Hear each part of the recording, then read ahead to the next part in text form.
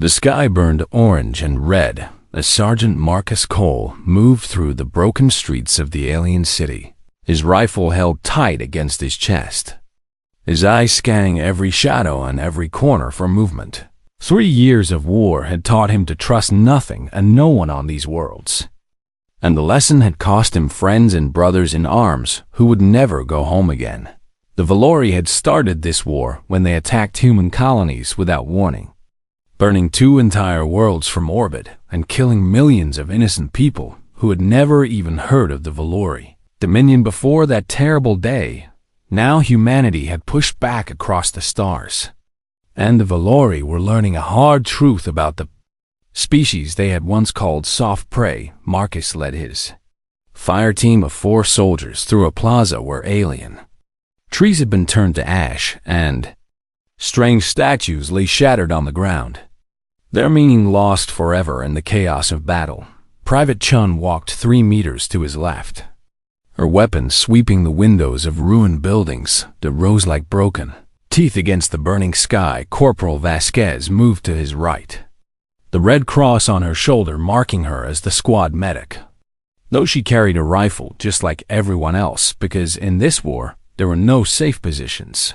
Private Torres brought up the rear, a big man with steady hands and eyes that had seen too much death to show any emotion anymore. Their boots crunched on broken glass and fallen debris as they advanced through the district, following orders to clear every building and eliminate any enemy resistance they found.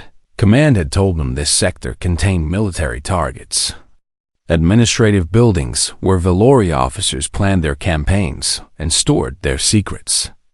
And Marcus had no reason to doubt the intelligence. The Valori were insectoid creatures that stood taller than humans, with hard shells covering their bodies and large compound eyes that seemed to glow in certain light. And they had proven themselves deadly enemies in close combat.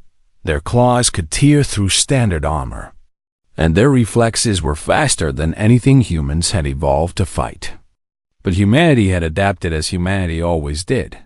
They had developed new weapons and new tactics, learned to use their numbers and their stubborn refusal to surrender. And slowly they had turned the tide of the war. Marcus remembered the early days when human forces had retreated from system to system, when it seemed like nothing could stop the Valori advance, when people back home had started to whisper that maybe this enemy was too strong. But humans did not give up. And humans did not forget.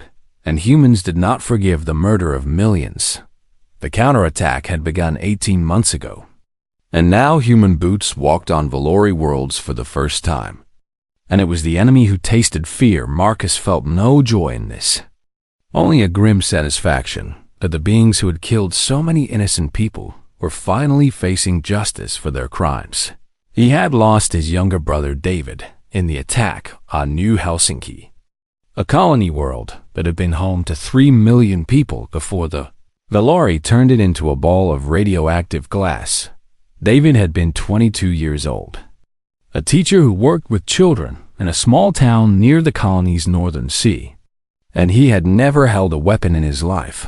Marcus thought about David every time he pulled the trigger, and the memory gave him strength when his body wanted to quit and his mind wanted to forget why he was fighting.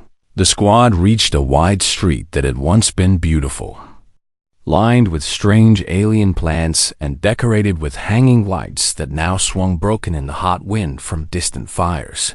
Marcus held up his fist, signaling the squad to stop, and they froze in place like statues while he studied the terrain ahead. His motion tracker showed nothing, but that meant little against the Valori, who had learned to mask their heat signatures and move in ways that confused human sensors. He trusted his eyes more than any machine, and his eyes told him something was wrong about the building at the end of the street. It was larger than the others, built from pale stone that had cracked and blackened from nearby explosions, and part of its upper floors had collapsed into rubble. But there was something about the way the shadows fell across its entrance, something that made the hair on the back of his neck stand up in warning. "I don't like it," Chun whispered through the cum, her voice tight with tension. "Neither do I," Marcus replied. "But we have orders.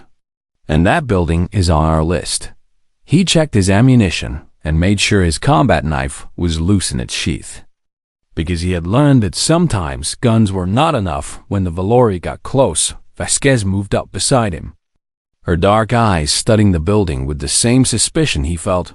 "Could be an ambush," she said quietly. "Could be nothing, but I've got a bad feeling about this one." "Sarge," Marcus nodded, appreciating her honesty, even as he knew it changed nothing about what they had to do. War did not care about feelings or instincts, or the small voice inside that told you to run away and never look back. War only cared about objectives and orders and the cold mathematics of victory and defeat. "We go in standard formation," Marcus said, his voice steady despite the tension coiling in his gut. "Chun takes point. I follow. Vasquez in the middle. Torres covers our exit. And we clear it room by room." His squad acknowledged with quiet clicks on their comms, and they began moving toward the building with the careful precision of soldiers who had done this 100 times before. The entrance yawned before them like a dark mouth, and Marcus could see nothing inside but shadows and the faint outline of broken furniture scattered across the floor. Chun stepped through first, her rifle light cutting through the darkness, and Marcus followed 3 seconds later with his own weapon raised and ready. The air inside smelled like smoke and something else, something organic and strange that reminded Marcus of the enemy soldiers he had killed in close combat. He pushed the thought aside and focused on the task at hand, scanning corners and doorways. As the squad moved deeper into the structure, his motion trackers suddenly beeped, showing 2 contacts ahead, one large and one small. And Marcus felt his heart rate increase as adrenaline flooded his system. "Contact," he whispered. "2 signatures next room. Be ready for anything." The squad stacked up on the doorway, and Marcus counted down silently before they burst through into whatever waited on the other side. He had no idea that the next few seconds would change his life forever, and that everything he thought he knew about war and enemies and mercy was about to be tested in ways he could never have imagined.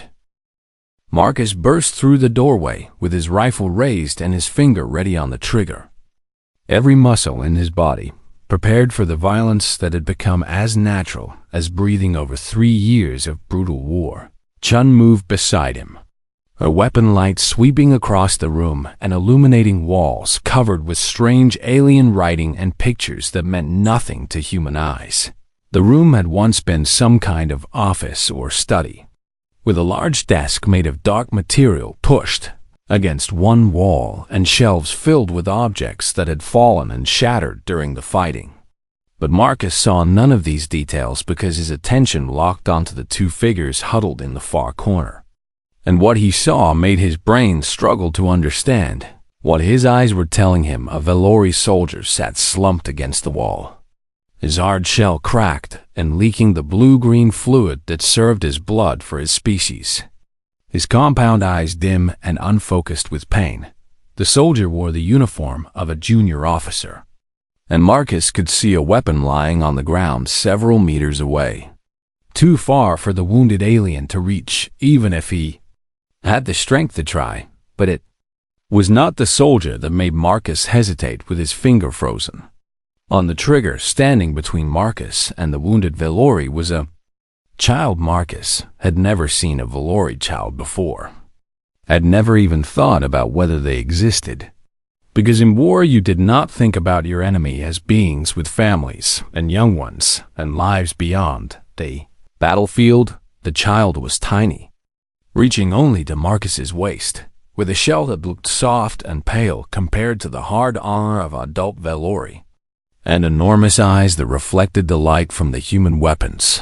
Those eyes were filled with terror, a pure and simple fear that Marcus recognized instantly because he had seen the same expression on human children during evacuations and refugee movements. The child spread its small arms wide, placing its fragile body between the human soldiers and its wounded father. And the gesture was so universal that it struck Marcus like a physical blow. "Please," the child said, its voice high and trembling as the translator device on its collar converted the alien sounds into words Marcus could understand. "Please do not kill my father." The room went completely silent except for the distant sounds of battle and the harsh breathing of soldiers who had expected combat and found something entirely different. Chun's weapon remained raised, her training keeping her ready to fire, even as confusion played across her face. And Torres stood in the doorway with his rifle pointed at the small alien that stood trembling before them. Marcus stared at the child, and the child stared back at him. And in that moment, something shifted inside his chest that he could not name or explain. He had killed Valori before without hesitation or remorse, had watched them fall and felt nothing but satisfaction that his enemy was one less threat to humanity. He had told himself that they were monsters, that they deserved death for what they had done to human colonies. That mercy was weakness in a war for survival. But this was not a monster standing before him. This was a child trying to protect its parent with nothing but its small body and desperate words. And Marcus could not pretend otherwise, no matter how much easier that would have made things. "Sarge," Chen whispered, her voice uncertain. "What do we do?" Marcus did not answer immediately because he genuinely did not know. And the weight of the moment pressed down on him like a physical force. His orders were clear: eliminate all enemy combatants and secure the sector. And the wounded soldier in the corner was definitely an enemy combatant who would kill them all if he had the chance and the strength, but his orders said nothing about children, because no one had imagined that human soldiers would encounter Valori young ones in the middle of a war zone. The child had not moved, still standing with its arms spread wide in a gesture of protection that could do nothing against human weapons, but meant everything about courage and love. Its small body trembled visibly, and Marcus realized that the child knew exactly how powerless it was, knew that these strange alien invaders could end its life with a single pull of the trigger, and still it stood there, refusing to abandon its father, even in the face of certain death. Marcus thought about David, his brother who had died on New Helsinki, who had spent his short life teaching children and believing that kindness mattered more than strength. David would have been horrified to see Marcus pointing a weapon at a child, no matter what species that child belonged to. And the thought sent a wave of shame through Marcus's body. He remembered conversations they had shared during visits home, arguments about the war and what it was doing to humanity, and David's quiet insistence that they must not become the monsters they were fighting. "We have to be better than them," David had said during their last conversation, just weeks before the attack that killed him, "because if we become like them, then they have already won, even if we destroy them all." Marcus had dismissed those words as naive idealism from someone who had never faced the enemy in combat. But standing here now with a terrified child before him, he understood what his brother had meant. The Valori had shown no mercy when they burned human colonies, had not cared about the children they killed when they turned worlds to glass. And by every law of war, Marcus would be justified in returning that cruelty. But being justified was not the same as being right. And Marcus finally understood the difference. His rifle lowered slowly, the movement feeling strange after so many months of instant combat reflexes. And he heard Chun make a small sound of surprise beside him. "Stand down," Marcus said, his voice rough with emotions he could not fully identify. "What?" Torres asked from the doorway, his tone suggesting he thought Marcus had lost his mind. "I said stand down," Marcus repeated, louder this time, and he put all the authority of his rank into the words. "Weapons down, all of you, right now." Chun lowered her rifle immediately, trusting her sergeant even if she did not understand his reasoning. And after a long moment, Torres did the same with obvious reluctance. The child watched them with those huge alien eyes, its small body still trembling. Clearly unable to believe that the humans had stopped pointing weapons at its father, Marcus took a slow step forward. Then another, moving carefully so he would not frighten the child any more than it was already frightened. He knelt down, bringing himself closer to the child's level, and he looked into those compound eyes that were so different from human eyes, yet somehow showed the same emotions. "It's okay," Marcus said softly, hoping the translator could convey not just his words, but the gentleness behind them. "I'm not going to hurt him, I promise. I'm not going to hurt either of you." The child stared at him for a long moment, and Marcus could see it struggling to understand how this could be true when everything it knew about humans said they were enemies who had come to kill behind the child. The wounded Valori soldier stirred and made a weak sound, and the child turned its head to look at its father with obvious concern. Marcus gestured to Vasquez, who had been standing silently throughout the encounter, and she moved forward with her medical kit already in her hands. "Let her help him," Marcus said to the child. "She's a healer. She can treat his wounds." The child looked at Vasquez, then at Marcus, then at its father, and something in its posture changed as it finally allowed itself to believe that these humans meant what they said.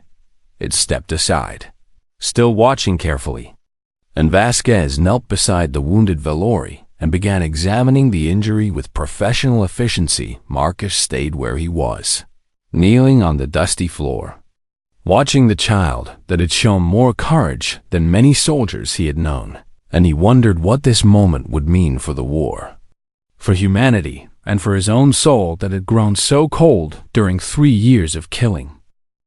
Vasquez worked on the wounded Valori with steady hands, applying bandages and medical compounds that had been designed for human biology, but could at least slow the bleeding of any carbon-based life form.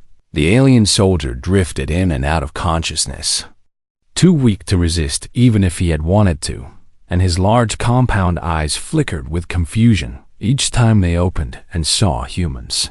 Helping rather than killing him, Marcus remained kneeling near the child, giving it space but staying close enough to offer reassurance through his presence.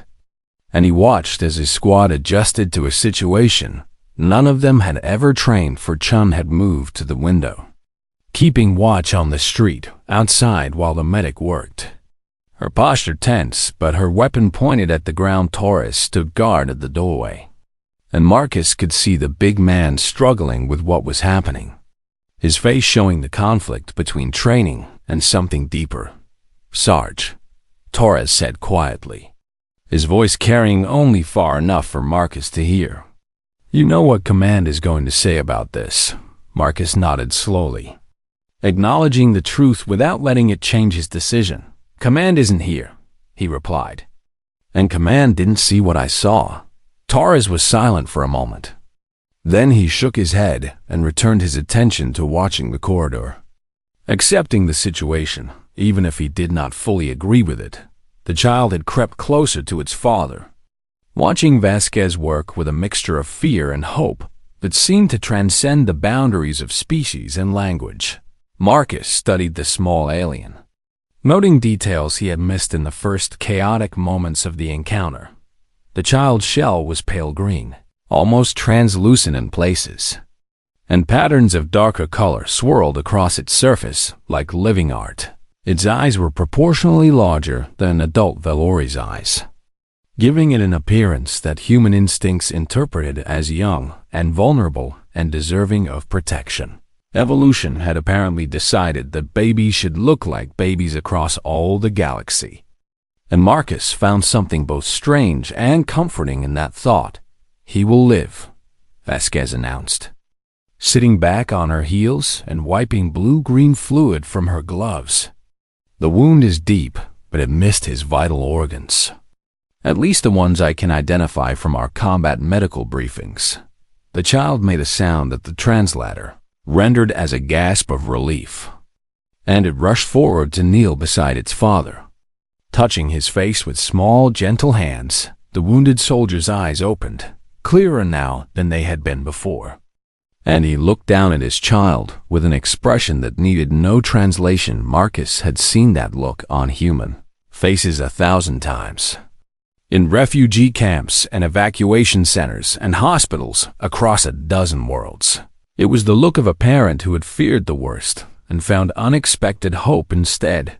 The soldier turned his head, his gaze finding Marcus, and for a long moment, the two enemies stared at each other across a distance of species and war and unimaginable violence. "Why?" the soldier asked, his voice weak but clear through the translator. "Why did you help us when you could have killed us so easily?" Marcus considered the question carefully, knowing that his answer mattered in ways he could not fully understand. "Because your child asked me to," he said simply. "And because some things are more important than war." The soldier studied him with those alien eyes that had probably watched human soldiers die on battlefields across the sector. And Marcus could not read what thoughts moved behind them. "You are not what we expected," the soldier finally said. The stories we were told about humans, they did not include this kind of mercy. Marcus felt a bitter smile cross his face, knowing exactly what kind of stories the Valori had probably heard about humanity. "We've done terrible things in this war," he admitted, seeing no point in pretending otherwise. "And your people have done terrible things to us. That is what war does to everyone who fights it." He paused, glancing at the child who watched this conversation with obvious fascination.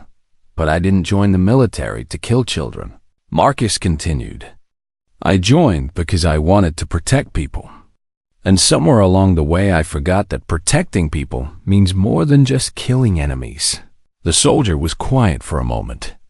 Then he reached out and placed one of his clawed hands on his child's shoulder, pulling the small one close.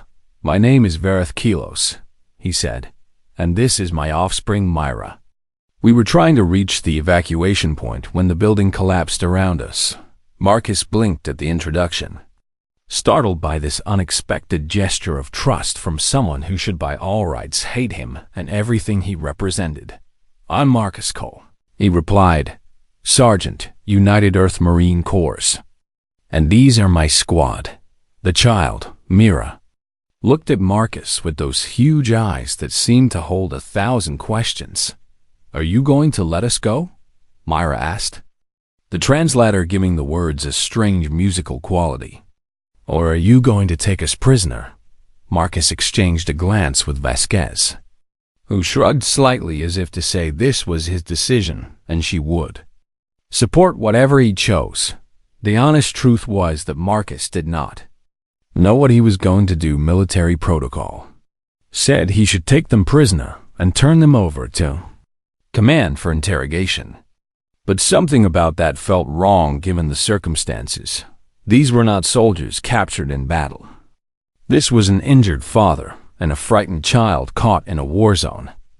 And treating them like enemy combatants seemed like a betrayal of the very mercy he had just shown.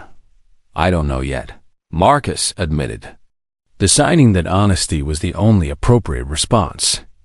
"But I promise you this, whatever happens next, I will not let anyone hurt Myra." The soldier, Vareth, met his eyes and held them for a long moment. "I believe you," Vareth said quietly, and the words carried a weight that Marcus felt in his chest. "I do not know why, but I believe you." Chun's voice came from the window, tense and urgent. "Sarge, we've got movement outside. Looks like Valori military. Maybe a dozen of them heading this way." Marcus rose to his feet, his hand automatically going to his rifle, and he saw the fear return to Myra's eyes at the sudden change in atmosphere. The situation had just become much more complicated, and Marcus realized he was going to have to make choices that could get his entire squad killed. But as he looked at the small alien child who had shown such courage, he knew he could not go back to being the soldier he had been before this moment. Something had changed inside him, and there was no changing it back. "Okay," Marcus said, his voice calm despite the tension running through his body. "Here's what we're going to do." He did not know yet if his plan would work. did not know if anyone would survive the next hour. But he knew with absolute certainty that he would not let them take Myra or use her as leverage in this war. That was a line he would not cross, no matter what the cost. And in that moment, kneeling in a ruined building on an alien world with enemies approaching from all sides, Marcus Cole rediscovered something he thought the war had killed inside him forever. He rediscovered hope. Marcus moved to the window where Chun stood watching, keeping his body low so he would not be seen from the street below. The approaching Valori soldiers moved in tactical formation, their weapons ready, their hard shells gleaming in the orange light from distant fires. "They're searching buildings," Chun whispered. "Probably looking for survivors from the garrison." Marcus nodded, his mind racing through options that all seemed to lead to disaster one way or another. If the Valori soldiers found them here with wounded Vareth and little Myra, they would assume the worst and attack without asking questions. If Marcus and his squad engaged the enemy, the firefight would put the child at risk regardless of who won. And if they tried to run, Vareth was too injured to move quickly and would slow them down until the enemy caught them in the open. "There's another option," Vareth said weakly from his position on the floor, and Marcus turned to see the alien soldier struggling to sit up despite his wounds.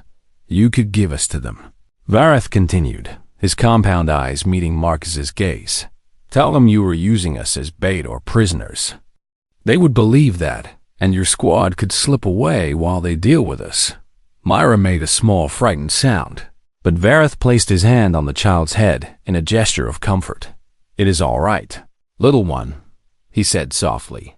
"These humans have already shown us more kindness than we had any right to expect. We cannot ask them to die for us."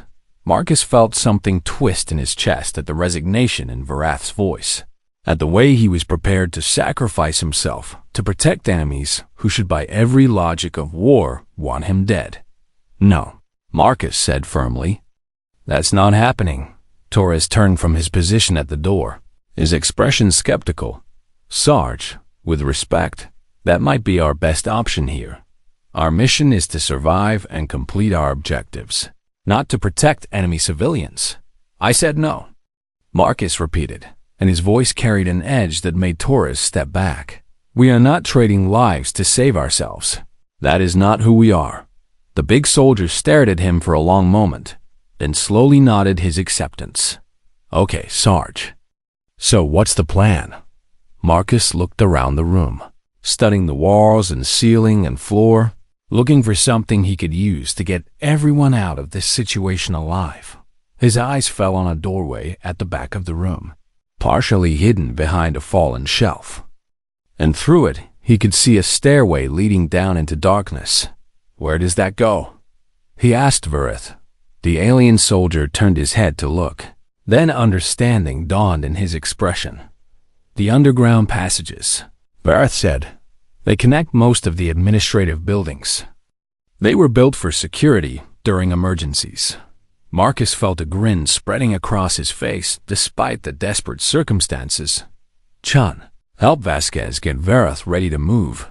Torres, you're on point. I want us in those tunnels before that patrol reaches this building." His squad moved with the efficiency of soldiers who trusted their leader. And within minutes, they had fashioned a crude stretcher from debris and loaded the wounded Valori onto it. Mira hovered near her father, clearly wanting to help but too small to do anything except stay out of the way. Marcus knelt down in front of the child one more time, meeting those huge frightened eyes with what he hoped was a reassuring expression. "I need you to be very brave now," he said gently. "Can you do that for me? Can you be brave for your father?" Mira straightened up, trying to make her small body look bigger and stronger than it was. "I can be brave," the child said, and Marcus heard courage in that small voice that put many adult soldiers to shame. "Good," Marcus replied. "Stay close to me and stay quiet, and I promise I will get you somewhere safe." They moved through the hidden doorway and down the stairs into tunnels that smelled of dust and old air. and Marcus led them through the darkness with only the light from his rifle to guide them. The tunnels twisted and branched in patterns that made no sense to human minds, but Vareth whispered directions from the stretcher, guiding them toward an exit point far from the enemy patrol. They walked for what felt like hours through that underground maze, and Marcus found himself talking quietly with Myra to keep the child calm in the oppressive darkness. "Tell me about your home," he said, genuinely curious despite everything. "What was it like before the war?" Myra was quiet for a moment, probably wondering why this human soldier wanted to know such things. "It was beautiful," the child finally said. "We lived near a great lake where the water was warm and the colors changed with the seasons. My father would take me swimming, and we would watch the flying creatures dance above the waves." Marcus felt a pang of something like grief at the image, thinking of his own childhood memories of swimming in the ocean near his family's home on Earth. "It sounds wonderful," he said honestly. "It was," Mira agreed. "But then the war came, and we had to leave. And now I don't know if our home is even still there." The pain in the child's voice was so raw and real that Marcus had to look away, unable to face the reminder that war destroyed innocence, regardless of which side you were born on. "Maybe when the war ends, you can go back," he said, knowing even as he spoke that the words might be nothing more than false hope. "Do you think the war will end?" Myra asked, and the question held so much longing that Marcus felt it in his bones. "All wars end eventually," he replied. "The question is what we become while we fight them, and what we choose to rebuild when the fighting stops." They emerged from the tunnels into a district far from the combat zone, where damaged buildings stood empty and silent under a sky that had begun to lighten with approaching dawn. Marcus checked his position on the tactical map and found they were only a few kilometers from the human forward operating base. Close enough to reach safely, but far enough that the return journey would take time. He also realized they were near the boundary of the Valori civilian evacuation zone, where enemy non-combatants were being gathered before being moved to safety behind their own lines. A choice lay before him, and Marcus knew it would define everything that came after. He could take Vareth and Mira back to base as prisoners, where they would be treated humanely, but separated and probably interrogated for military intelligence, or he could bring them to the evacuation zone and let them go, releasing an enemy soldier who might one day return to the battlefield and kill more humans. Torres and Chun watched him silently, waiting for his decision, and Marcus could see they understood the weight of this moment. "The evacuation zone," Marcus said finally. "We're taking them to their own people." Torres opened his mouth to protest, but something in Marcus's expression made him close it again without speaking. They moved through the empty streets as the sun rose over the devastated city. A strange procession of enemies who had become something more complicated during one long night. When they reached the perimeter of the evacuation zone, Marcus stopped and turned to face Vareth, who had managed to stand with support from Chun and Vasquez. "This is as far as we go," Marcus said. "Your people will take care of you from here."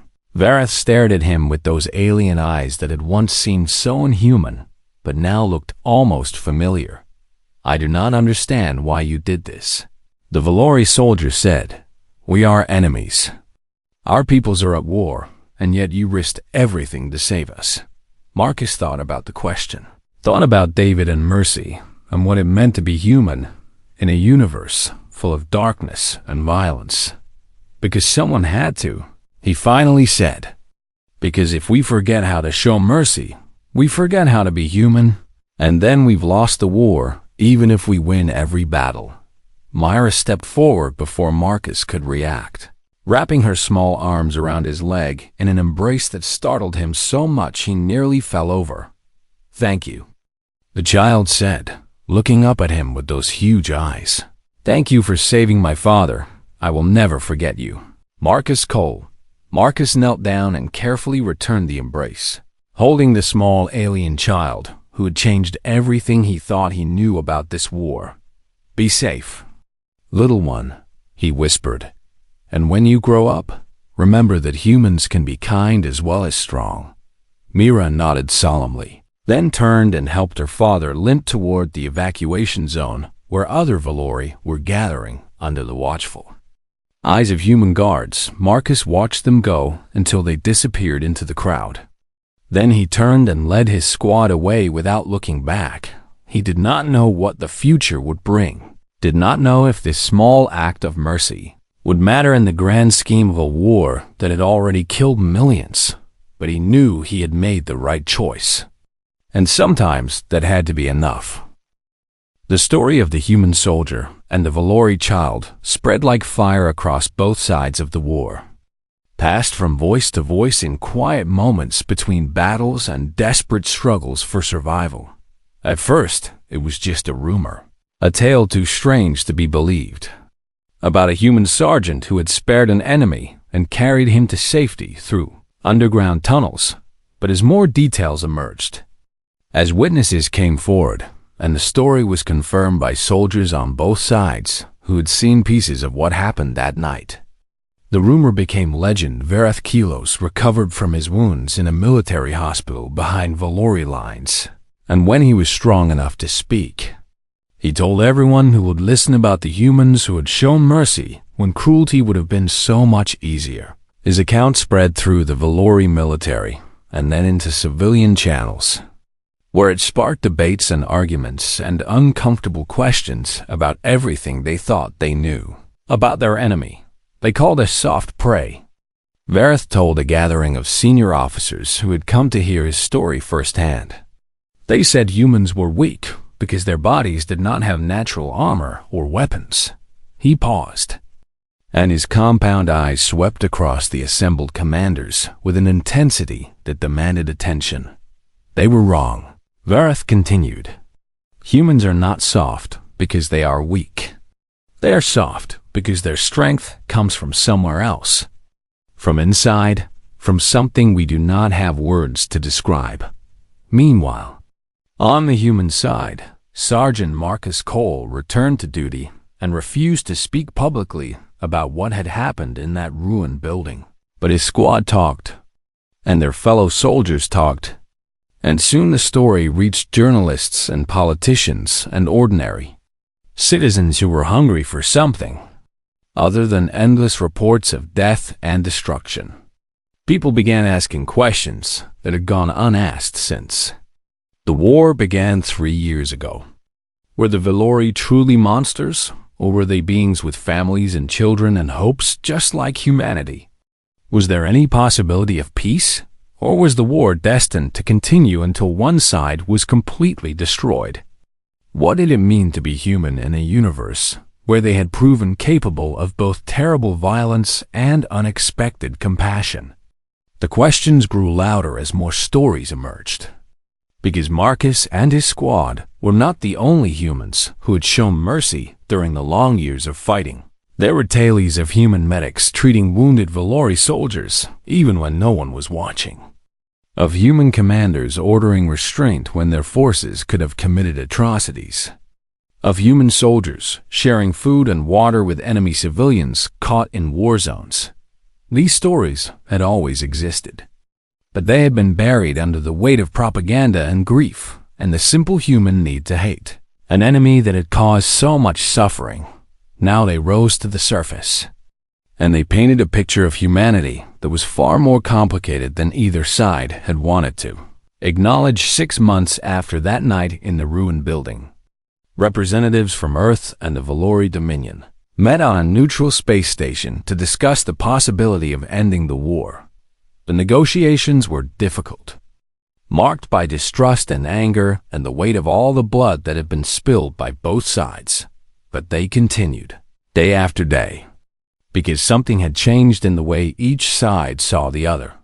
The breakthrough came when a young Valori diplomat stood before the assembly and shared a story that had been given to her by her father, a wounded soldier who had been saved by humans. "I am Myra," she said, and her voice was steady despite the thousands of eyes watching her. And I am alive because a human soldier chose mercy instead of hatred. She told the story of that night, of her father's wounds and her desperate plea, and the human sergeant who had lowered his weapon when every instinct must have told him to fire. Marcus Cole did not save us because he was ordered to. Mira continued. He saved us because he chose to see us as people instead of enemies. And that choice was harder than pulling a trigger. The assembly was silent as she spoke. Representatives from both species, listening to words that challenged everything they thought they knew about each other. This war began because we saw each other as threats to be eliminated. Myra said, but Marcus Cole showed me that humans can choose a different path. They can be warriors and protectors at the same time. Fierce and gentle, strong and kind. She paused, looking out at the assembled diplomats with eyes that had grown wise beyond her years. If one human soldier can make that choice in the middle of a battle, then surely we can make the same choice here, in this room, when no one is shooting at us. The Treaty of Vareth was signed 3 weeks later, ending a war that had killed tens of millions and devastated dozens of worlds. It was not a perfect peace, and the scars of the conflict would take generations to heal. But it was a beginning at the signing ceremony. The Valori High Ambassador made a speech that would be remembered for centuries. We called humans soft prey because we did not understand them, he said, his voice carrying across the vast chamber. We thought their lack of natural armor made them weak. But we were fools. He turned to look at the human delegation, his compound eyes reflecting the light of 100 cameras. Humans do not need armor because their spirits do not require protection, the ambassador continued. They carry their strength inside them, in their capacity for both wrath and grace. He paused, and when he spoke again, his voice was heavy with hard-won wisdom. Do not make our mistake, he said, addressing the watching galaxy.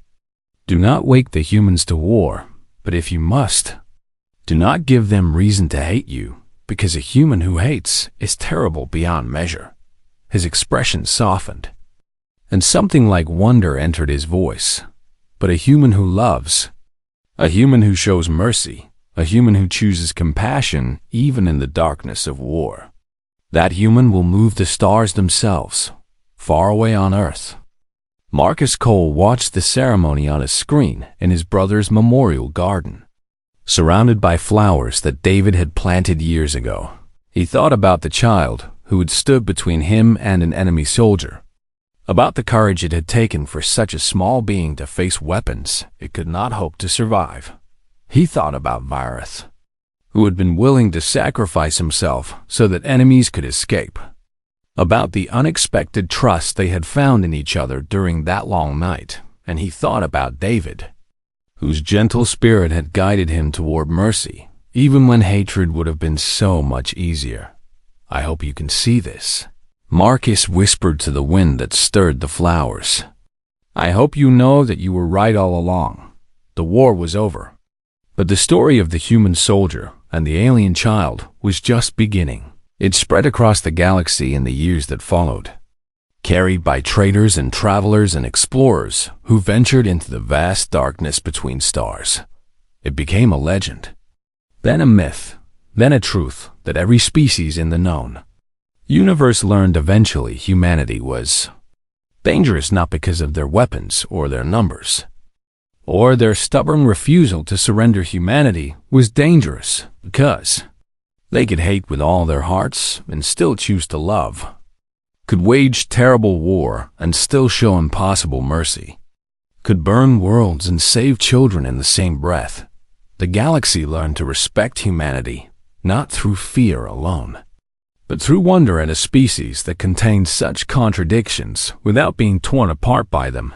And in the end, that was humanity's greatest victory, not the battles they won or the enemies they defeated, but the moment when a soldier lowered his weapon because a child asked him to. That single choice, repeated across 1,000 worlds and 1,000,000 years, was what made humanity worthy of the stars, because anyone could conquer through strength, but only humans could conquer through compassion. And that made all the difference.